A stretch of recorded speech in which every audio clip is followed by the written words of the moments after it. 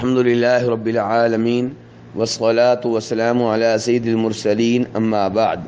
ایک بھائی سوال کرتے ہیں کہ اگر میرا کوئی رشتہ دار صاحب حیثیت نہ ہو، اس کے پاس قربانی کرنے کی طاقت نہ ہو، تو کیا میں اسے پیسے دے سکتا ہوں تاکہ وہ قربانی کا جانور خرید کر قربانی کر سکے؟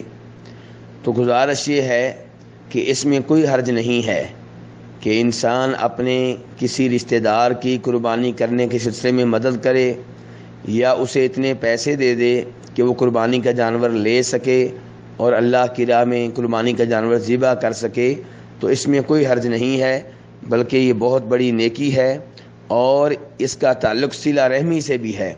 قرآن و حدیث میں بار بار صلہ رحمی کرنے کا حکم دیا گیا ہے، رشتہ داروں سے تعاون کرنے کا، ان سے تعلقات قائم کرنے کا حکم دیا گیا ہے۔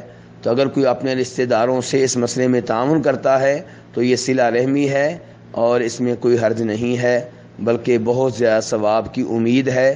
واللہ تعالی اعلم۔